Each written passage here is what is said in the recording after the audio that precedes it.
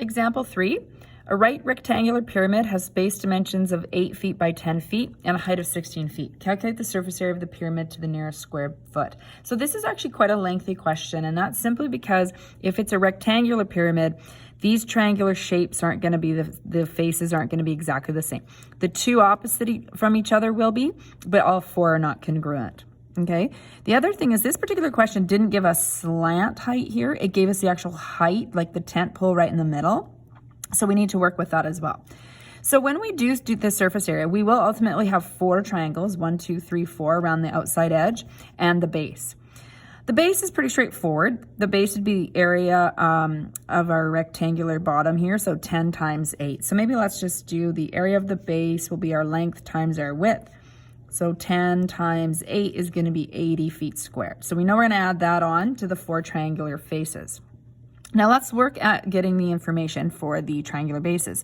So basically, if I look here, you can kind of see how I'm moving my pen. This would be one triangular base. So area of a triangle, remember, is base times height divided by 2. So for me to use this, I need to know the height of this face on the triangle. So that's ultimately the slant height. I'm not given that. I'm given the height. So what I'm going to do is I'm going to draw sort of this dark triangle here. We can call it EFG. So I'm going to redraw that out to work with. EFG. So we know that the distance from E to F is 16. The distance to F to G is not given directly, but if this is the full distance is 10, this is halfway, so this is actually 5. And now we can do Pythagoras theory to find this distance. So C squared is equal to A squared plus B squared.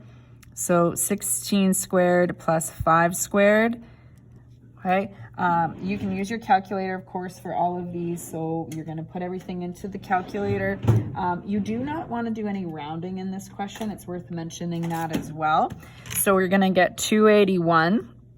And when you square root this, you get 16.76305 feet. And the reason I don't want to round that off is this is only 16. This is only a little bit longer. I mean, technically it rounds to 17, but even if it rounded down, it's definitely not 16. Okay, so this slant height right here, slant H, I'll just say, is 76305. Okay, so now that I have that, I can figure out the area of this triangle ECB. Okay, so triangle ECB, area of that triangle would be base times height divided by 2. So when I look at this triangle, the base is 8. The height is what we just found, 16.76305 divided by 2. So you have this number already in your calculator, times that by 8, divide by 2. You do not want to round off yet either, just because this is not our final answer. Area is feet squared. That got cut off a little bit there. Now you can see the units properly. Okay, now we technically have 2 of these, so we'll have to remember that when we actually do our surface area. We need to do the exact same procedure to get the triangular face for EDC. So for me to do that, I need to know this slant height right here. What is that slant height going to be? So to do that, I'm drawing this triangle EFH. So I'll draw that down here. I'll draw it kind of this way so it looks a little bit more like this triangle. So H, F, we have a right angle now, and E. So my height is 16, right? This distance here is 16. What is the distance between F and H? Well, again, it's not given directly, but if this full distance is 8, this is a distance of 4. So this is 4. Now I'm going to find my hypotenuse. So again, we're going to use Pythagoras theory. Do not do any rounding. You can let your calculator do the work for you. So 16 squared plus 4 squared, put that in your calculator. You're going to get 272. What does you get when you square root that? 16.4924 feet. Actually, and this is a great time to talk about rounding again.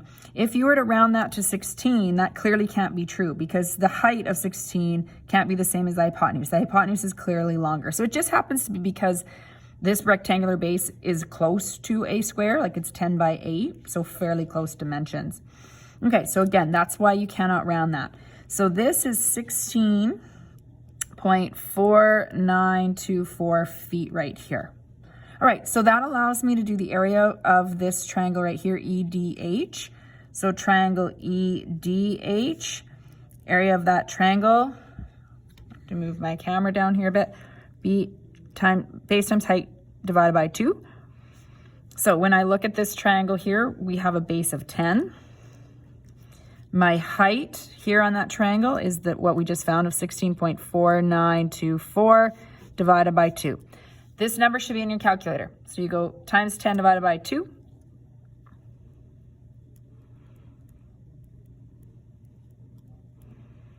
Okay, so now we need to actually put all of this together to find the surface area. So the surface area, remember we have the base plus the 4 triangles. So our base is 80, plus we have 2 triangular faces for this one. So this ECB matching on this side right here. So we would have 2 times 67.0522, plus we have this front face and the back face, which is what we found for this triangle. So we have 2 of those. Okay, and now you're gonna probably have to kind of clear your calculator and type all that in. You can always pause the video to make sure you have time to put everything in your calculator. So once you put everything into your calculator, and again, don't round until the end, I'll show you what you get. Okay, now you can round that off. Okay, so that's how many feet squared. It says in the question at the top to round to the nearest square foot. So then now we'll say 379 feet squared. But it's very important throughout that question, particularly with the numbers that are used here, that you don't round when you're finding those C values.